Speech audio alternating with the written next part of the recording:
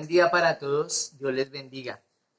No sé en qué momento del día usted vaya a disponer y Dios le permita escuchar este video y escuchar este mensaje de la palabra de Dios. Lo que sí le puedo decir es que el mensaje que yo le quiero dar es de parte de Dios porque está basado en lo que nos dice sus sagradas escrituras. Por eso yo le invito a que usted se disponga de la mejor forma posible. Por favor, tome una Biblia en sus manos para que verifique que lo que vamos a tratar, ese tema es basado en las escrituras, ya que solamente la Biblia puede realmente alimentar nuestro espíritu, solamente la palabra de Dios, sino la que nos podamos inventar cualquier ser humano o hombre. Yo le invito también que si usted desea tomar apuntes, pues tome una agenda, un lápiz para hacerlo, pero yo lo que más le quiero invitar es a que usted se disponga. Sea cual sea el momento en que usted vaya a escuchar este video, yo le invito a que usted disponga su corazón para que la palabra de Dios pueda obrar en su vida. Hermano o amigo que me escucha, la palabra del Señor nos enseña que ella es como una semilla y que para que esta semilla pueda hacer la obra que desea y que fue planeada por Dios hacer en nuestros corazones, en nuestras vidas, debe ser recibida con fe. Así que yo le invito para que hagamos una oración y nos dispongamos a recibir este mensaje. Y yo le invito sobre todo a usted que usted le crea a Dios, que Dios a través de su palabra puede hacer obras maravillosas en nuestras vidas. Pues de hecho, el universo que existe fue hecho con el poder de su palabra. Yo le invito a que oremos, por favor, y nos dispongamos para estudiar estas sagradas escrituras. Señor Dios Todopoderoso, en tus manos pongo este momento y te suplico a ti, Padre Celestial, Padre maravilloso, Dios de la Biblia, Creador de los cielos y de la tierra, en el nombre de tu Hijo Jesucristo, que por favor seas tú tomando el control de nuestra mente y de nuestro corazón. Te suplico que a través de tu Espíritu Santo y de tu palabra tú vivifiques nuestras vidas, que tú enseñes, direcciones, Señor, nuestro camino y nos llenes de fe, Señor bendito, como solamente por medio de tu palabra lo podemos hacer. Muchísimas gracias por la oportunidad que nos das de estar vivos y te rogamos, Señor, nos permitas estar atentos a esta palabra para que no solamente seamos oidores de ella, sino que permitamos que tú, con tu ayuda, nos permitas ser hacedores obedientes de tu palabra. Muchas gracias por cada uno de estos oyentes, Señor, que me escuchan. En tus manos los pongo, Señor, y te suplico que seas tú obrando lo que solamente tú sabes y puedes hacer en ellos, Señor. Muchas gracias, Padre, muchas gracias, Hijo, gracias, Espíritu Santo. Amén. Le invito a que usted y yo, por favor, vayamos a la palabra de Dios en el libro de los Salmos, capítulo 121. En el libro de los Salmos, capítulo 121, usted va a encontrar un salmo del cual no se sabe quién lo escribió. Toda la escritura es inspirada por Dios, pero Dios ha utilizado varios hombres a través de la historia para que escriban lo que el Espíritu Santo les ha inspirado, lo que Dios les ha inspirado y que está registrado en este libro sagrado que usted y yo estamos leyendo en este momento y que nos ha servido y nos servirá durante muchas ocasiones en nuestra vida. En el Salmo 121 encontramos la expresión de un hombre que en algún momento de su vida expresa la necesidad de una ayuda. Cuando usted y yo nos dirigimos a este salmo leyendo el versículo 1 y el verso 2, encontramos lo siguiente. Dice, alzaré mis ojos a los montes, ¿de dónde vendrá mi socorro? Mi socorro viene de Jehová, que hizo los cielos y la tierra. Yo quiero pedirle el favor que para ubicarnos en el contexto de este versículo, de estos dos versículos de Salmo 121, tomemos en cuenta lo que expresa el autor de este salmo. Él está en un momento de angustia. ¿Y por qué me atrevo a decir esto? Porque tanto el primer versículo hace una pregunta, ¿de dónde vendrá mi socorro? El segundo versículo también nombra esa necesidad de ayuda, porque dice, mi socorro viene del Señor. Tengamos en cuenta que uno no pide socorro cuando está seguro. A nosotros los seres humanos nos cuesta dejar el orgullo y en lo que más podamos aparentamos tener el control porque no nos gusta, sentimos que no es muy bueno para nosotros o para lo que los demás opinen de nosotros, no nos gusta pedir ayuda, pedir que por favor nos auxilien, que se nos salió las cosas de control. No nos gusta que las demás vayan a pensar que perdimos el control y necesitamos el socorro, la ayuda de alguien.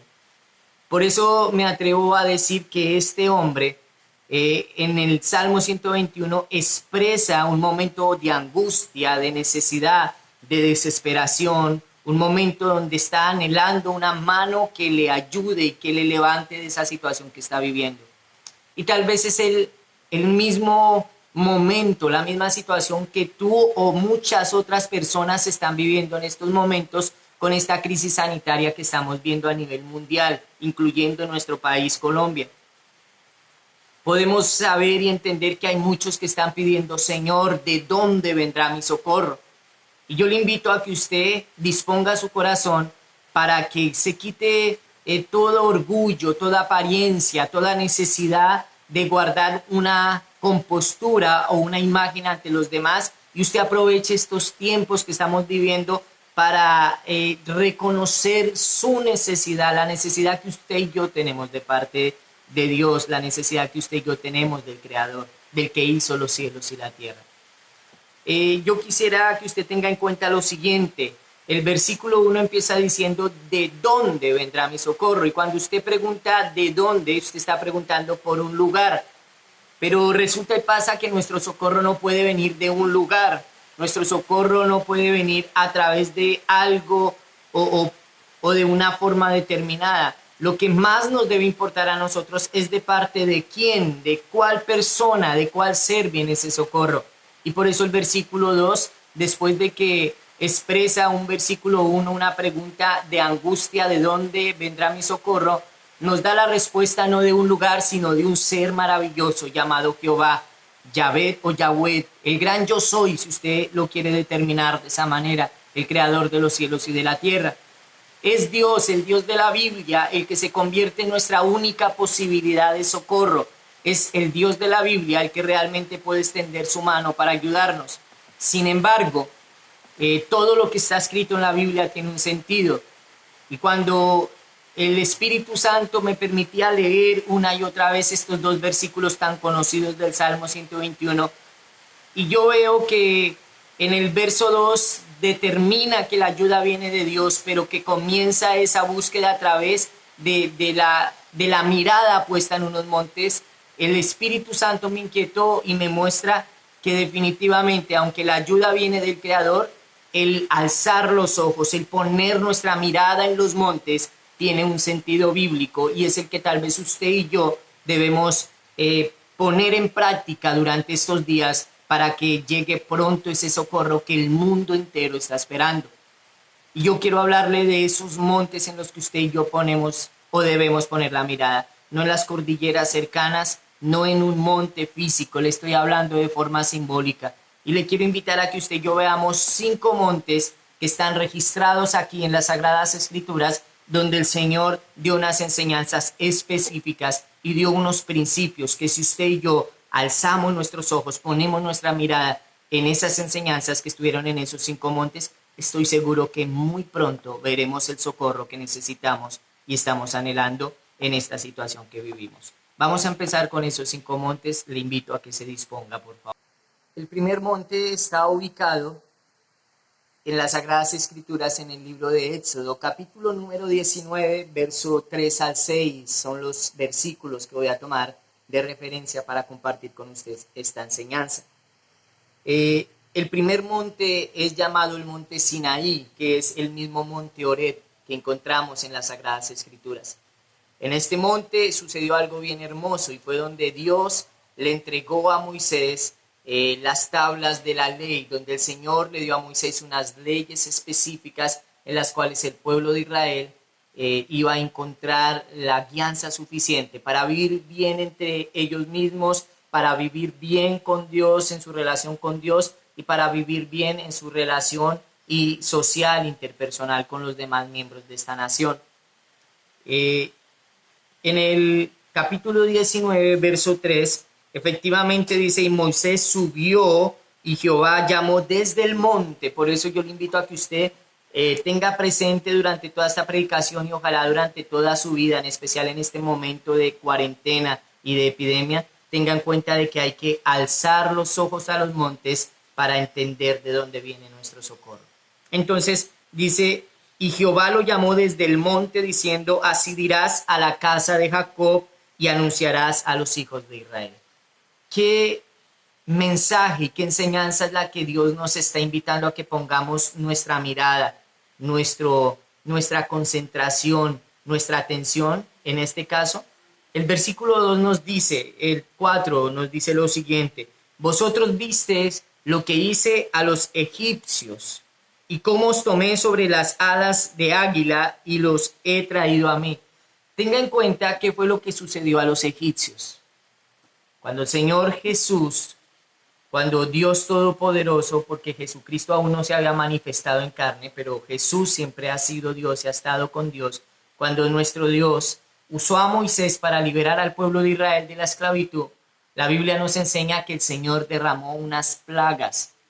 Y esas plagas fueron las que terminaron haciendo que el corazón de Faraón se ablandara y que Faraón entendiera que debía dejar salir al pueblo de Dios en libertad hacia el desierto para más adelante encontrarse en una tierra prometida y convertirse en una nación grande y poderosa. Ahora, ¿qué sucede? El Señor está diciendo, vosotros visteis lo que hice a los egipcios. O sea, Moisés le tenía que decir a los israelitas, ustedes ya se dieron cuenta de lo que nuestro Dios hizo a los egipcios. ¿Y qué sucede? Egipto para nosotros simboliza el mundo, el pecado, aquella vida que no le importa agradar o desagradar al Creador, al dador de la vida, al sustentador de este universo. Eso representa Egipto para nosotros. Y yo sé que usted y yo tal vez no hemos presenciado todas las plagas que se dieron en el tiempo del Éxodo en Egipto, pero estamos viendo plagas. Hace pocas semanas, tal vez un par no más de semanas, vimos como una plaga de langostas devoró hectáreas completas de grandes cultivos de varias naciones allí en África, en el sur de Asia. Y ahora es difícil que algún habitante de este mundo esté ignorando la plaga, la pandemia, la peste que estamos viviendo y que está cobrando la vida de muchas personas, de miles de personas, y además está desestabilizando la vida normal que llevamos a cabo millones de personas en diferentes países.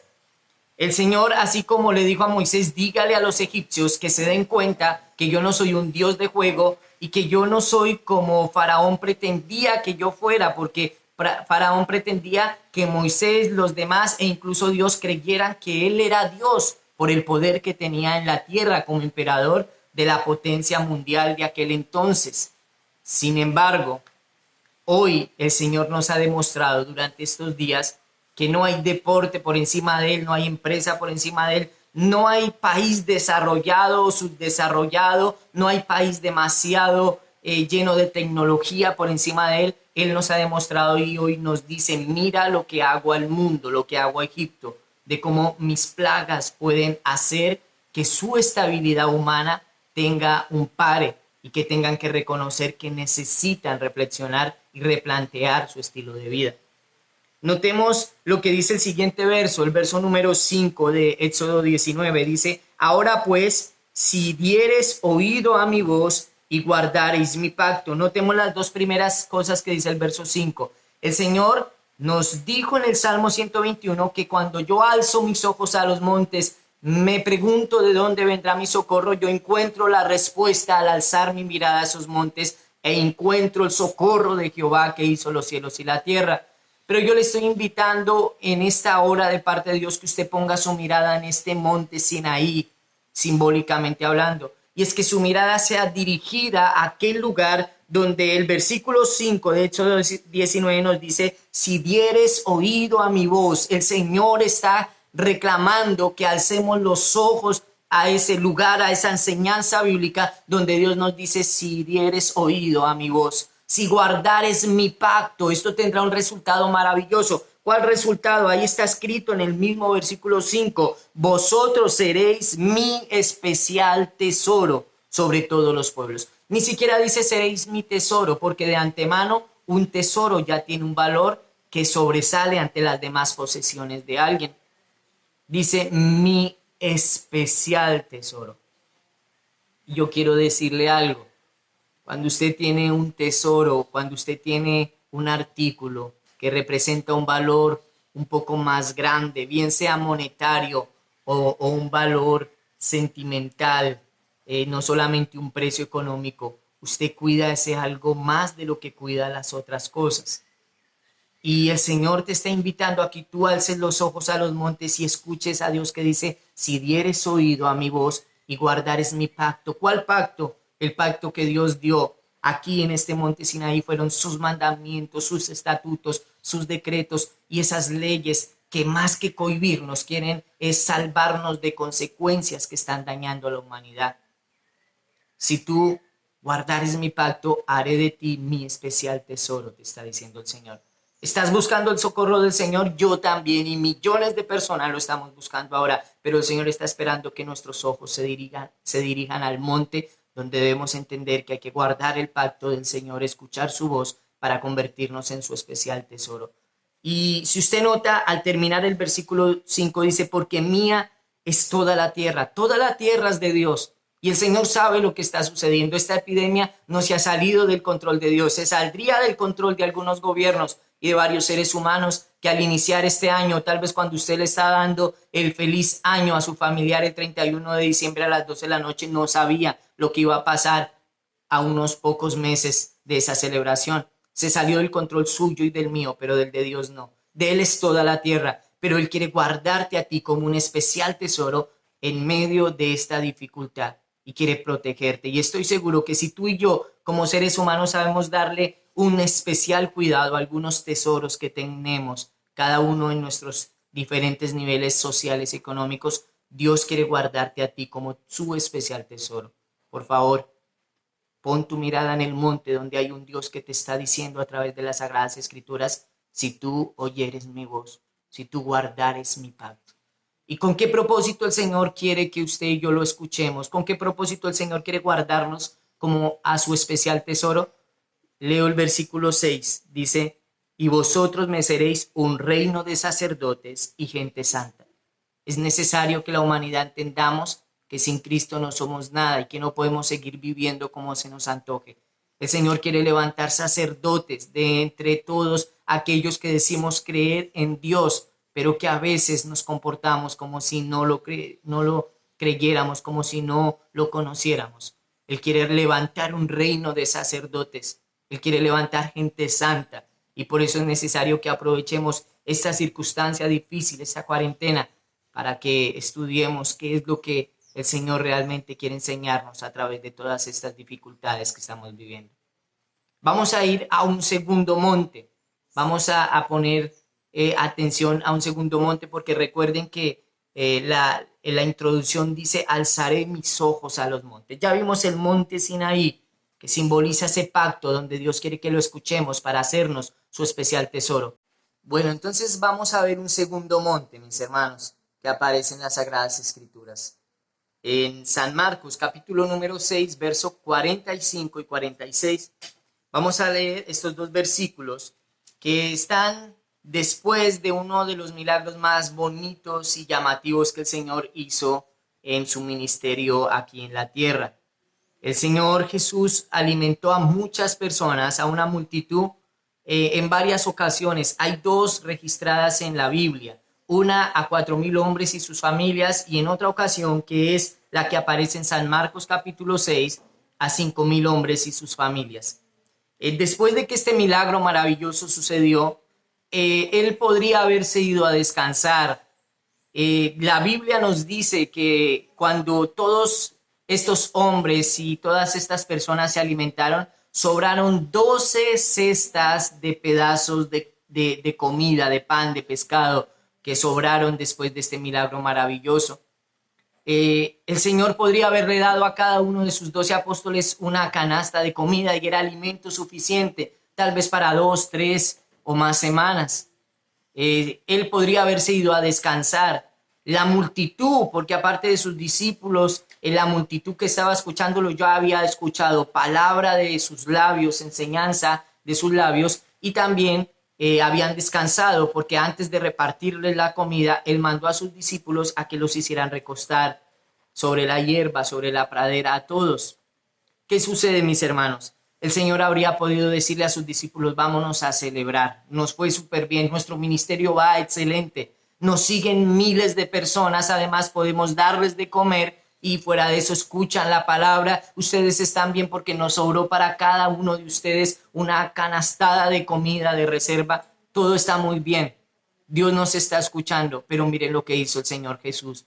Y este es el monte que yo le digo, alza tus ojos al monte donde el Señor nos está enseñando algo y debemos aprenderlo durante estos días. Verso 45 y 46 de San Marcos 6 dice, enseguida hizo a sus discípulos entrar en la barca e ir delante de él a Betsaida, a la otra ribera, entre tanto que él despedía a la multitud. Notemos que él hace dos cosas. Primero le arma viaje a sus discípulos, los manda a Betsaida, los hace subir a la barca, ir a la otra ribera y los manda a ese lugar. Les arma un viaje, o sea, los despide, les pone una ocupación para que no estén con él, sino que vayan haciendo otra cosa. Segundo, despide a la multitud. Les envía a sus hogares después de haberles alimentado, después de haberles enseñado la palabra, de haberlos hecho descansar, mientras recibían su alimento, los despide. Yo quiero que usted tenga en cuenta algo, mi amado hermano. Creo que estamos en un tiempo de angustia donde debemos alzar nuestros ojos al monte, donde Jesucristo, el Hijo de Dios, no se quedó conforme con un ministerio próspero donde lo seguían miles de personas y donde no les hacía falta nada. Incluso lo más importante, el alimento estaba abundando, a pesar de que empezaron teniendo unos pocos pescados y unos pocos panes en sus manos. El Señor Jesús nos enseña en el verso 46, dice, y después que hubo despedido, después de que los hubo despedido, se fue al monte a orar. Alza tus ojos a los montes. Pon tu mirada en ese lugar donde tú has olvidado orar. Pon tu mirada en ese lugar donde tal vez el Señor tuvo que hacer que el gobierno declarara una cuarentena para decirte a ti y decirme a mí que tengo que estar dentro de mi casa y tengo que volver a buscar la presencia de aquel Padre que tú y yo a veces dejamos esperándonos cuando nos llama y nos inquieta en el corazón, pero nos ocupamos en otras cosas. Pon tu mirada en aquel monte en el que el Señor nos muestra, donde a veces tú y yo tenemos que entender que el deporte es bueno, que no es malo tener amigos, que no es pecado ver una película, pero donde tú y yo debemos entender que aún en medio de muchas amistades, de una multitud de seguidores, tenemos que decirle incluso a los que representan a nuestros discípulos, porque recuerda que en una ocasión Jesús le dijo a sus discípulos, ustedes son mis hermanos y mi madre, los que escuchan la palabra y obedecen la palabra de mi Padre. Aún aquellos que son familiares, tú tienes que despedirlos. Tienes que despedir a la multitud y tienes que sacar tiempo para estar con el Padre a solas.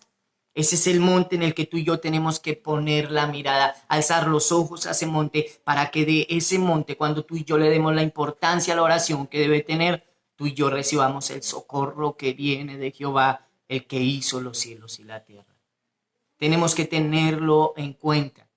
Tenemos que tener en cuenta que el Señor Jesús oraba a pesar de que no necesitaba tanto como tú y como yo. ¿Pero por qué oraba Jesús? Por diferentes situaciones. Oraba porque lo necesitaba. Jesús es el Salvador, Jesús es Dios, el Verbo hecho carne, pero porque se hizo carne y porque estuvo habitando más de 33 años en un cuerpo humano como el tuyo y el mío, Él tenía que buscar la ayuda divina de Dios. ¿Por qué razón? Porque cualquier hombre sabio que esté en este mundo, caminando, respirando sobre este mundo, debe entender que necesita acercarse a su Creador. Y nuestro Dios, Jesucristo, el Salvador de este mundo, es más sabio que todos. Por tanto, Él iba constantemente a buscar esa necesidad que tiene todo ser humano de llenarse de Dios. Segundo, por ejemplo, Él nos quería dar el ejemplo de seguir, de buscar, de orar a Dios constantemente. Y tercero, lo más importante, y a este es el monte en que yo le invito de parte de Dios que ponga su mirada para que venga el oportuno socorro.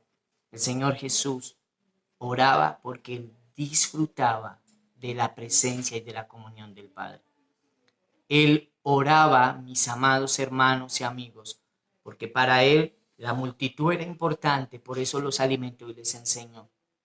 La familia era importante, por eso él andó con sus discípulos tanto tiempo, pero era necesario y más importante decirle a ellos, nos vemos más tarde, vayan a la otra ribera, despedir a la multitud e ir a disfrutar de la presencia del Padre.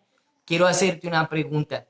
No sé si durante estos días de cuarentena tú ya has disfrutado de la presencia del Padre. No te estoy diciendo si tú ya te viste obligado y dijiste, no, hay que orar, porque si no oramos, qué miedo que nos pase algo grave, hay que orar. Yo no sé si tú ya has disfrutado de la presencia del Padre como tal vez hacía tiempo no lo hacías, porque al Padre se le puede orar por necesidad, por disciplina, o porque otro nos está vigilando a ver si lo estamos haciendo o no como buenos cristianos. Pero Dios quiere que tú alces los ojos a los montes y mires este monte donde el Señor Jesús nos enseñó a orar el Padre con un corazón complaciente, con un corazón que disfruta y entiende que orar al Padre es una necesidad, pero sobre todo es un privilegio para disfrutar. Alza tus ojos a ese monte para que el Señor pueda traer el socorro. Dios sabe hasta cuándo va a dejar que esto suceda y tal vez es hasta que tú y yo, sobre todo los que nos decimos o los hacemos llamar creyentes, miremos hacia aquel monte donde necesitamos ver que orar debe ser más que un compromiso y una disciplina, un disfrute, una necesidad de disfrutar, de deleitarnos en la presencia de nuestro Padre Celestial. Vamos a ir al tercer monte y yo le invito a que usted, teniendo en cuenta lo del segundo monte, como iglesia, necesite volver a percibir el amor y la alegría de hablar con el Padre. Vamos a ver un tercer monte en Mateo, capítulo número 5, verso 1 y 2. Les invito a que vayamos a esa parte de las Escrituras. Las Sagradas Escrituras dicen en San Mateo, capítulo número 5, verso 1 y 2, lo siguiente. Dice, viendo la multitud, subió al monte y sentándose, vinieron a él sus discípulos. Y abriendo su boca, les enseñaba diciendo. Y abriendo su boca, les enseñaba diciendo. Yo quiero que tengamos en cuenta cómo inicia el versículo número 5. Dice, viendo la multitud. Vamos a ver que en este monte, al igual que en el anterior, hay una multitud interfiriendo en la historia o haciendo parte de la historia. En el anterior, él despidió a la multitud. En este momento vamos a ver una multitud que por el contrario Jesús no la despide, sino que al ver la multitud y la disposición o mejor la necesidad que había en esa multitud de recibir la palabra de Dios, el Señor Jesús lo que hace en su maravillosa bondad y sabiduría es encontrar el lugar adecuado para ubicarse y para que esa multitud le escuche y él enseñar una de las predicaciones registradas en la Biblia más famosas de la historia y está en el Evangelio de Mateo.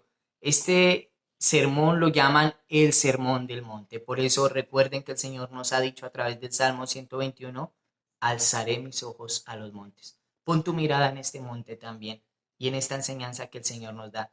Más que el monte, tú sabes que te estoy hablando de una forma simbólica, espiritual. Pon tu mirada en la enseñanza que nuestro Dios ha dado en estos diferentes montes y que están registrados en las Sagradas Escrituras y que son palabra para ti y para mí, palabra de vida eterna, de enseñanza maravillosa. Dice que él no despidió a la multitud, sino que subió al monte. Pon tu mirada en este monte, por favor. Dice, y sentándose, vinieron a él sus discípulos. Ten en cuenta que el Señor también nos quiere dejar ver que así como necesitamos entender que la comunión con el Padre es un requisito para los verdaderos hijos de Dios. Tú no puedes decir solamente, yo creo en Dios a mi manera y Él me entiende. Y yo de vez en cuando le digo, Señor, tú sabes lo que te dije ayer, te lo digo hoy y tú sabes. O de pronto te acuerdas y dices, como te venía diciendo, Señor, hace 2 semanas, pues sí, gracias por la comida. No, el hablar con nuestro Dios, el comunicarnos con Dios es algo muy importante. Pero también Él nos da en esta enseñanza de Mateo 5 un importante punto. También hay que estar dispuesto a enseñar a los demás. Y dice la palabra del Señor que aquí se llevó a cabo aquel sermón llamado el Sermón del Monte o el Sermón de las Bienaventuranzas. Yo le invito a que usted y yo hallemos el socorro que todo el mundo y que muchos países, Ecuador, Italia, Francia y muchos países, Colombia, Estados Unidos, están esperando. El socorro del gran Yahweh, del gran Jehová que hizo los cielos y la tierra. Yo te invito a que tú y yo lo busquemos, pero pongamos la mirada en este monte también, en esta enseñanza. Pongamos la mirada en esta enseñanza. Mire lo que dice el verso 2, lo vuelvo a repetir. Y abriendo su boca les enseñaba diciendo. Yo quiero que usted entienda y yo quiero pedirle al Señor que me ayude a no olvidar, a que yo también entienda que tengo que estar abriendo constantemente la boca del Señor. Y con esto no estoy diciendo nada irreverente. Lo que sucede es que al decir que el Señor abriendo su boca les enseñaba, quiere decir que abría su boca y salían esas palabras con las que él se comunicaba a esta multitud en el Sermón del Monte y les enseñaba la palabra de vida eterna, la palabra de Dios. Usted y yo debemos abrir esta misma boca, esta palabra, esta Biblia, la boca de Dios para nosotros y dejar que estas palabras lleguen a nuestro corazón. Es necesario que usted, por favor, durante esta circunstancia difícil y ojalá durante toda su vida, porque ese es el objetivo de Dios, o si no el Señor hubiera dejado que esto fuera cuestión de un par de días, una semana por mucho, y Él lo soluciona. Si quiere, pone la sabiduría en un científico, si quiere, hace algún milagro que permita que se esfume eso de un momento a otro y desaparezca. Pero es que Él quiere que usted y yo aprendamos a poner nuestros ojos en los montes y a escuchar la voz de aquel que nos puede dar el socorro. Dios sabe, si usted y yo recibimos la solución a esto ya, Dios sabe cuál va a ser nuestra actitud mañana o pasado mañana. El Señor dice que en este sermón Él enseñó varias bienaventuranzas bien importantes. Recuerde que Él en esta enseñanza del Sermón del Monte, Él dijo, bienaventurados los pacificadores, bienaventurados los mansos, bienaventurados los que lloran, bienaventurados los pobres, dijo el Señor, bienaventurados los misericordiosos, bienaventurados los de limpio corazón. Él dice, bienaventurados cuando por mi causa seáis vituperados y digan de ti toda cosa, toda cantidad de cosas en contra tuya por causa de mi nombre. Bienaventurados los que son perseguidos, dijo el Señor.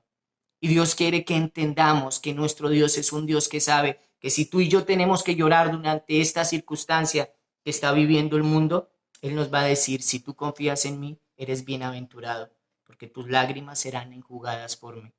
El Señor quiere que entendamos que tú y yo vamos a ser bienaventurados si somos misericordiosos. Y si sabemos tomar, tal vez, aunque no tengamos riquezas, si sabemos tomar tal vez 3 kilos de arroz y podemos apartar 1 kilo de esos y llevárselo a alguien que esté pasando por una necesidad más grande que la tuya y la mía y compartirle. Él dice, bienaventurados los misericordiosos. Sabes, el Señor dice, bienaventurados los pacificadores. Y el Señor quiere que tú y yo seamos pacificadores en este tiempo.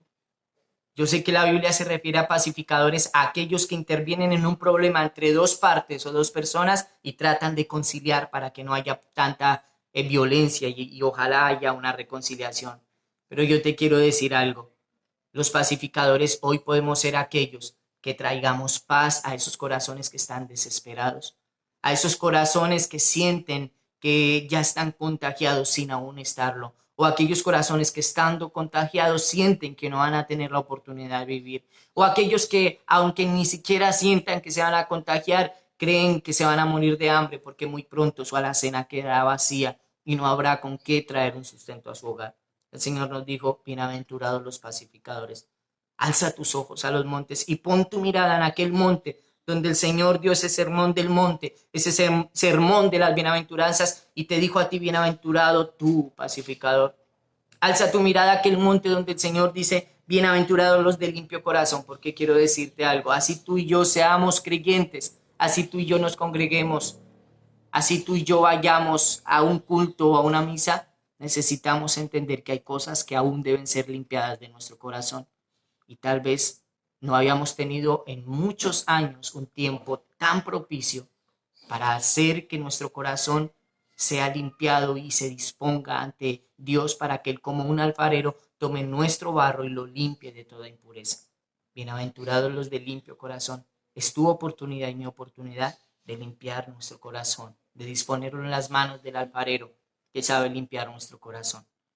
Yo te digo algo, así pase lo que pase, no olvides lo siguiente. El Señor, en el sermón del monte, por eso te digo, pon tus ojos, alza tus ojos a los montes. Él dijo, bienaventurados porque serán consolados, bienaventurado porque serás saciado, bienaventurado porque verás a Dios, bienaventurado porque alcanzarás misericordia. Y el Señor dijo, y esto es a los que creen en Cristo como su Salvador y confían en Él y lo han recibido no solo de labios, sino creyéndolo en su corazón. Bienaventurados sois, porque de ti es el reino de Dios. Ese es el tercer monte. Yo le invito a que ponga su mirada también en ese tercer monte. Recuerde que nuestro socorro no viene de un lugar, no viene de un monte, viene del Señor que hizo los cielos y la tierra. Pero el salmista, guiado por Dios, nos enseña que debemos alzar nuestros ojos a los montes. Vamos a continuar, mis hermanos, entonces el cuarto monte. Nos vamos a ubicar en el texto de Marcos, capítulo 14, verso 32 en adelante. Vamos a hacer esta parte de la enseñanza basados en este texto. Dice la palabra del Señor de la siguiente manera. Vinieron pues a un lugar que se llama Getsemaní y dijo a sus discípulos, sentaos aquí entre tanto que yo oro. Y tomó consigo a Pedro, a Jacobo y a Juan y comenzó a entristecerse y a angustiarse. Verso 34 dice, y les dijo, mi alma está muy triste hasta la muerte. Quedaos aquí y velad. Podemos notar que llegan a un lugar llamado el Getsemaní, jardín del Getsemaní. Este jardín del Getsemaní también queda ubicado en un monte, por eso te invito a que alces tus ojos a los montes. El monte en el cual queda ubicado el Getsemaní es llamado el Monte de los Olivos. Aquí en este Monte de los Olivos el Señor nos deja una enseñanza muy grande, la cual nos está inquietando a retomarle importancia, a volverla a practicar. Y el Señor lo que nos muestra es que en momentos de angustia lo que debemos hacer es clamar a Él, buscar su ayuda, confiar en Él, depositar nuestras necesidades en Él. Note que la palabra del Señor nos dice que cuando Él tomó a Pedro, a Jacobo y a Juan, comenzó a entristecerse y a angustiarse. Y la Biblia nos dice en el verso 34 que Él le dijo a estos tres discípulos, mi alma está muy triste. O sea, no era una tristeza superficial, era algo que estaba en su alma, en la esencia de su ser. Y dice que está muy triste hasta la muerte, era una tristeza de muerte, de agonía. Amado hermano y amigo, el Señor entiende la agonía por la que están pasando muchos.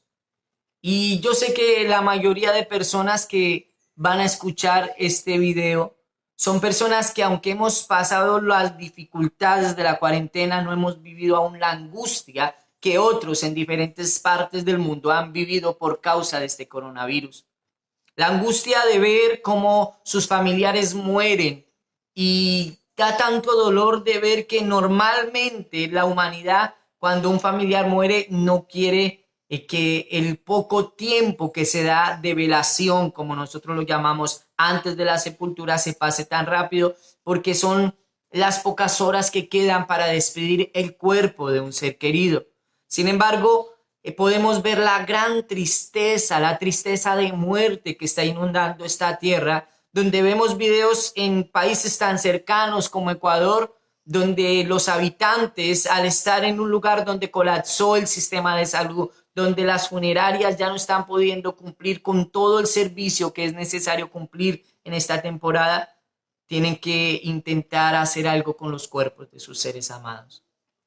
No sé qué tan cierto sea uno de esos videos donde mostraban a un cuerpo en la calle encendido en llamas. No sé qué tan cierto, ojalá y no fuera cierto, pero por la dificultad que están viviendo estos hermanos, estos vecinos de Ecuador, es muy probable que sea la dificultad así de grande. No sé si usted se ha puesto a pensar qué tan triste y tan agónico sería que usted tenga que tomar el cuerpo de un ser querido suyo y junto con otros familiares reunirse a ver quién le echa el combustible, quién va a prender el fósforo, quién lo lleva hasta donde lo van a quemar. Debe ser algo muy doloroso. Y la humanidad debe recapacitar y entender que el Señor nos está permitiendo aprender algo. Debemos recapacitar, debemos volver a alzar los ojos a los montes, a las enseñanzas de Dios. Es una agonía bastante grande la que están sintiendo muchos. Y yo aspiro a que a usted y a mí no nos alcance el golpe, la intensidad de esta circunstancia de esa forma tan fuerte como otros han tenido que vivirla. Pero yo le quiero decir algo, si por algún motivo aquello que veíamos tan lejano en enero y ahora ya pasó por Europa, llegó a Estados Unidos, a nuestro continente americano, llegó a nuestros vecinos y ahora está en Colombia, incluso en nuestro departamento del Meta. Si por algún motivo lo que otros han sufrido con este virus llega con tanto ímpetu, esa tristeza y esa agonía de muerte, yo le invito a que usted recuerde que tenemos un Dios que está con nosotros y un Dios que nos entiende porque sabe lo que es pasar por momentos de agonía y de tristeza que nace desde el alma, no una tristeza superficial, sino una tristeza de muerte, de angustia. Yo le invito a que usted también lea lo que dice San Lucas capítulo 22, verso 24, que es basada en esta misma historia de este monte de los olivos al cual estamos haciendo referencia. San Lucas 22, 44 dice, y estaba en agonía, hablando de Jesús, oraba más intensamente, repito, y estando en agonía, oraba más intensamente, y era su sudor como grandes gotas de sangre que caían hasta la tierra.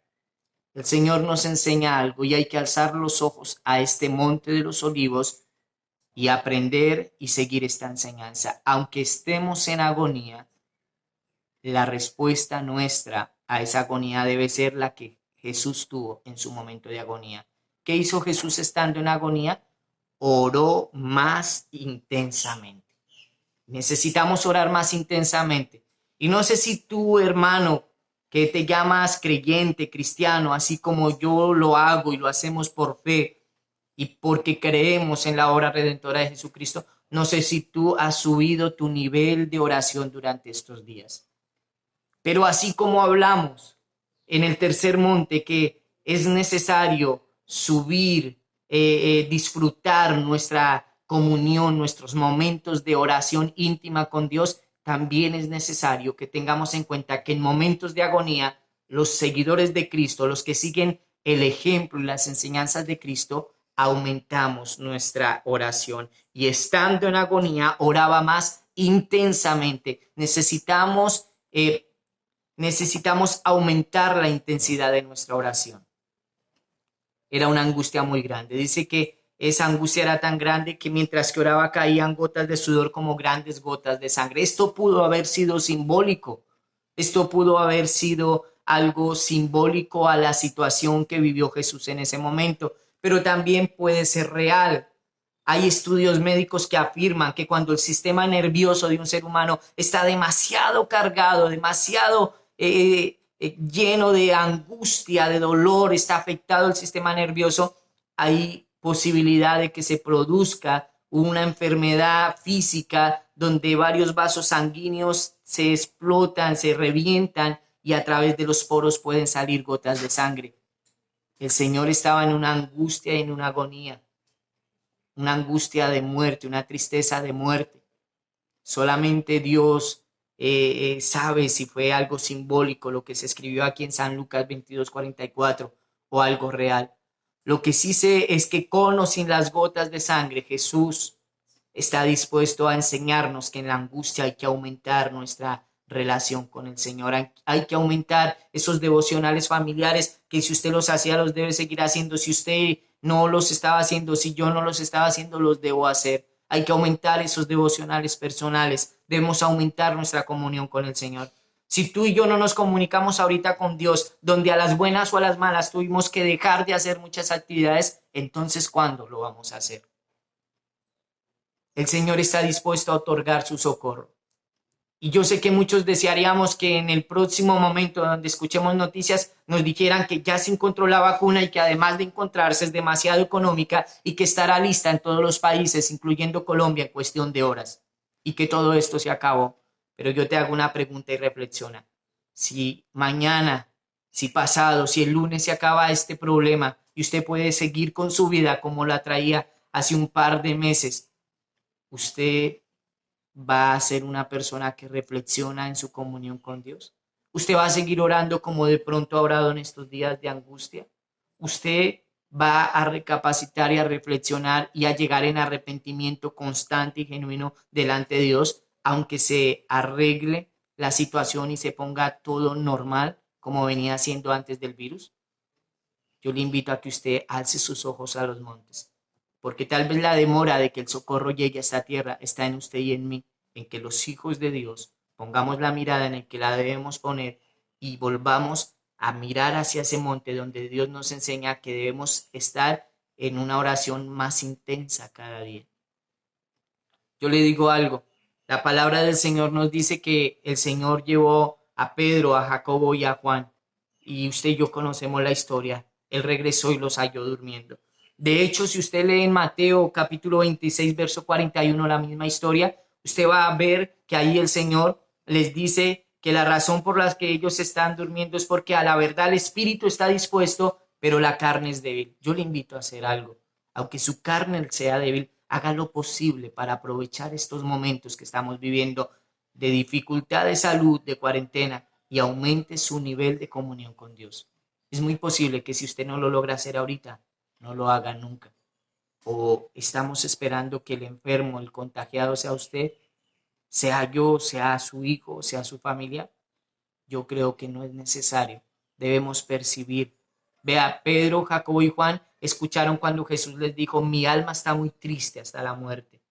Ellos entendieron que había un peligro, que había una angustia, y por eso su espíritu estaba dispuesto a orar como el maestro lo mandó, pero su carne fue débil. Cuando se quiso despertar Pedro, cuando quiso ponerse a manos a la obra, cuando llegaron por Jesús, cuando ya era tarde, cuando equivocadamente sacó su espada y cortó la oreja de quien no debía cortarla. Por favor, es ahora que debemos ponernos. Ya hemos escuchado que hay una angustia, ya hemos escuchado que hay un virus, que hay una plaga. No esperemos el momento en que ya sea tarde o el peor momento para despertar. No es tiempo de dormir. Debemos poner nuestra mirada también en el Monte de los Olivos, donde hay un Señor angustiado hace 2000 años, clamando la fortaleza de Dios Padre para ir a pagar el precio en la cruz del Calvario por su salvación y por la mía, que nos dice que no hay que dormir en tiempos de angustia. Ese es el cuarto monte, el Monte de los Olivos, donde el Señor nos enseña que Él sabe lo que es tener tristeza, tener agonía, tener sufrimiento, pero ahí es cuando más hay que intensificar la oración. Vamos a ver el quinto monte, el cual está registrado en Mateo capítulo 27, verso número 33. El quinto monte, mis amados hermanos, al que yo le estoy invitando de parte de Dios a que usted ponga su mirada, ponga su atención en la enseñanza que Jesús ha dirigido en estos 5 montes que hemos hablado, montes como el Getsemaní, el Monte de los Olivos, está registrado aquí en San Mateo 27, 33. Y dice, cuando llegaron a un lugar llamado Gólgota, que significa lugar de la calavera. Usted y yo sabemos qué pasó en el monte Gólgota. En el monte Gólgota, monte que queda en las afueras de Jerusalén, o mejor en derredor de Jerusalén, fue donde Jesucristo murió por usted y por mí, desnudo en una cruz. Donde el creador de esta maravillosa obra fue colgado y humillado ante muchos para derramar su sangre y afrontar la vergüenza que deberíamos haber afrontado usted y yo por nuestros pecados y equivocaciones. Sí, la vergüenza de aquellos pecados que usted y yo más de una vez hemos cometido y que hemos deseado y pedido que ojalá nadie se entere, que ojalá nuestros familiares no lo sepan, nuestras esposas o nuestros padres en su momento. Esos pecados que podrían traer vergüenza si el jefe se hubiese dado cuenta que usted hizo o cogió eso. Dios nos ayude porque debemos valorar y principalmente debemos poner nuestra mirada en la obra redentora que se hizo en este monte Gólgota. Este es el monte más importante.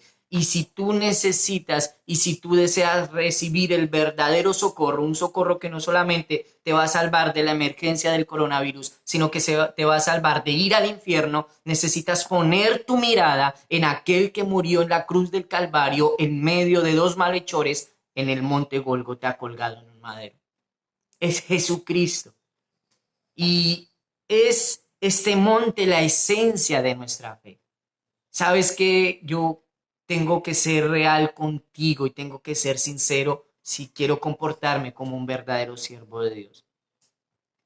Y yo no vengo a decirte que a ti nunca te va a pasar nada y que tú no te vas a enfermar y que tranquilo que a ti no te va a pasar absolutamente nada con el virus, porque hay versículos que nos apoyan y nos dicen, por ejemplo, que ninguna plaga tocará tu morada. Pero yo quiero ir a una solución más real, a una solución más específica que nos brinda las Sagradas Escrituras. Y es lo que yo te quiero decir, es que si tú no mueres del coronavirus y yo no muero del coronavirus, voy a morir de otra cosa. Si no morimos de ese virus, moriremos de otro. Si no, de alguna enfermedad. Si no, vamos a morir de una enfermedad, de un accidente de tránsito. Si no, tal vez algún día ya siendo ancianos nos acostaremos, pero tal vez no vamos a volver a despertar al amanecer de aquel día. De alguna forma, la Biblia dice que está establecido para los seres humanos, para el hombre que muera una vez y luego venga el juicio. Yo te quiero decir algo. Lo más importante es que tú alces tus ojos a lo que dice las Escrituras, al monte Gólgota, a lo que sucedió aquel día donde el cielo se estremeció, donde Jesucristo sintió que su Padre le había desamparado y donde su sangre estaba siendo derramada para que tú y yo tengamos vida eterna. Necesitas alzar tu mirada al monte Gólgota y contemplar tu mirada en la demostración más grande de amor que alguien haya tenido por ti, en la demostración que Jesucristo hizo al entregar su vida por nosotros los pecadores. El justo murió por los pecadores. ¿Para qué? Para que tú ya no seas un pecador, sino que tú y yo por la fe nos convirtamos en justos, justificados por su obra, por su redención, por su sangre derramada en la cruz del Calvario. Alza tus ojos a los montes y dale la importancia a aquella obra redentora que a Jesús le costó tanto en la cruz del Calvario, en el monte Gólgota. No es suficiente con decir yo creo en Dios, lo respeto y Él me entiende. Necesitamos darle al Señor la importancia que Él merece. Él es el Dios de